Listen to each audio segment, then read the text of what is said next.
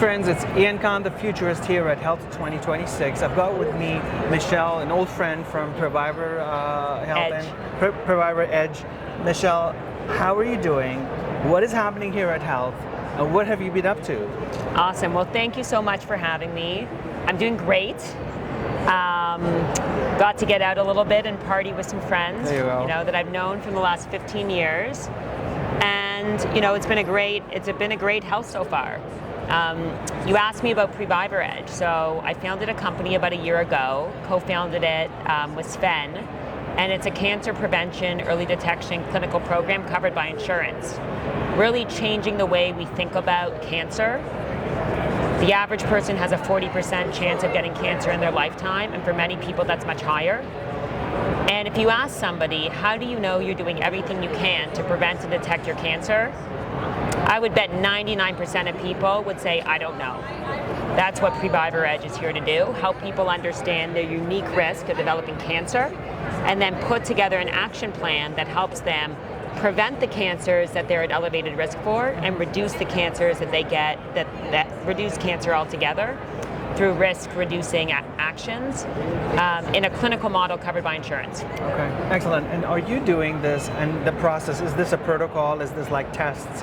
What is it? Do you go into the genetics? I'm super interested in this because we just actually released an episode on cancer with the Futurist, so we spoke with a bunch of people. So I have some fresh, Awesome. exposure to that. Awesome. Well, you asked all the right questions.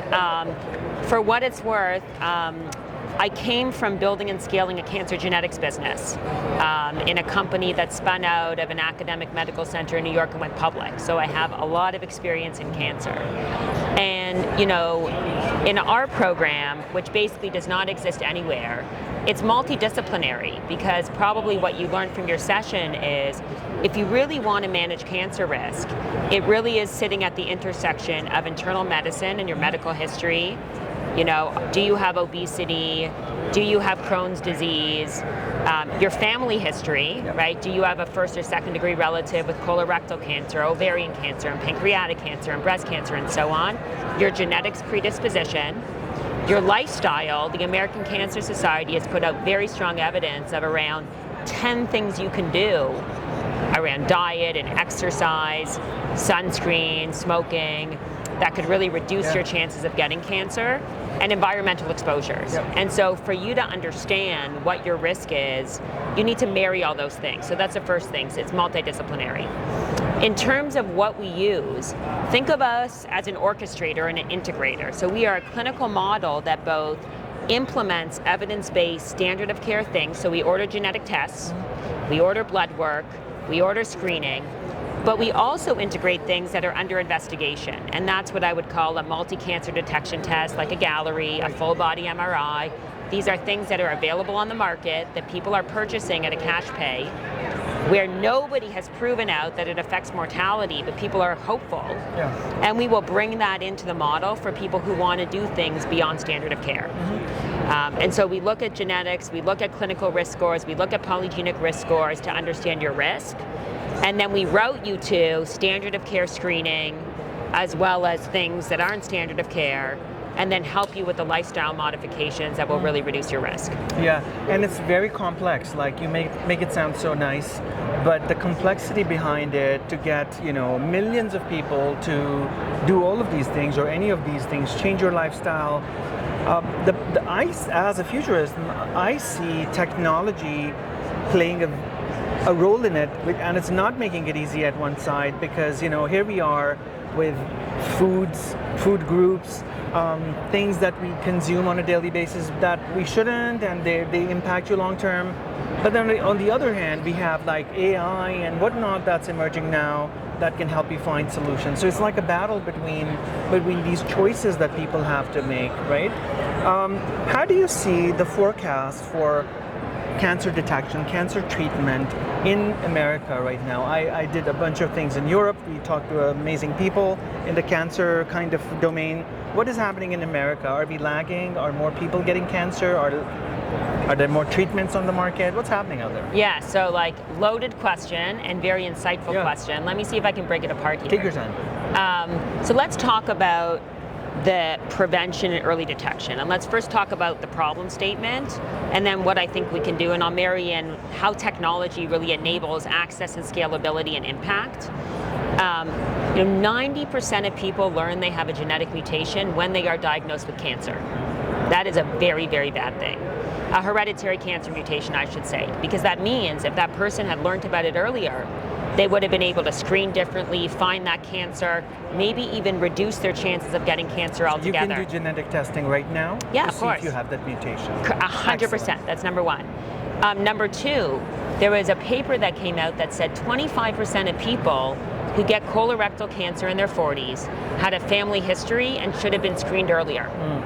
And if they were screened earlier, they never would have gotten cancer because they would have removed the polyp, or they would have caught it earlier. So that's like another opportunity where if you knew you had that family history and someone talked to you about getting screened earlier, you might not have died. You might not have gotten cancer. And so there is this big gap between what we know and how we implement it. And so that's something that there's huge opportunity. The literature says if you implemented what we knew, we would avoid 20 to 40% of cancers and 50% of cancer deaths. Wow. And so, while not sexy, right, being an educator and an implementer is going to save lives. On the AI side, AI is an enabler for the delivery of education, the delivery of a care plan, and the implementation and support for somebody to actually do the things they need to do. So it is a catalyst, but it is not the whole solution, especially in cancer, because cancer is very frightening for people. You know, when people think about cancer and just going to your treatment discussion, people automatically think stage 4 metastatic.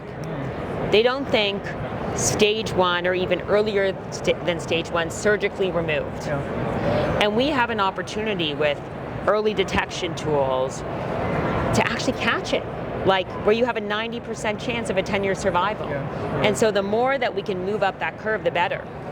And on the science side, I'm sure you spoke a lot about treatments and immunotherapy and targeted therapy, but there's also vaccines people are working on for people with genetic mutations that would meaningfully change their risk profiles.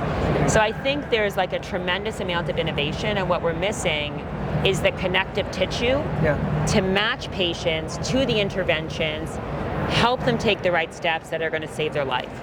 And that's what we're doing.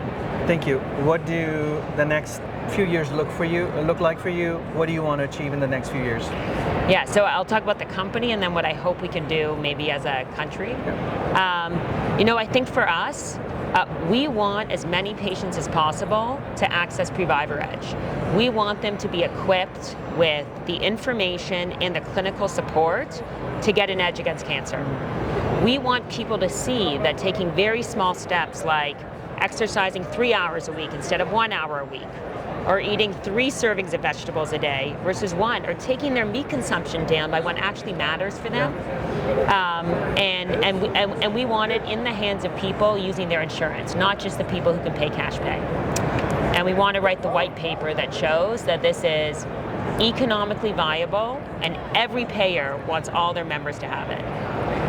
I think, like, as a society, I'd love for people to, you know, be able to get the benefit of prevention and wellness, and for, you know, health insurers and payers to want to spend money there and not just on, you know, expensive chronic diseases after they happen.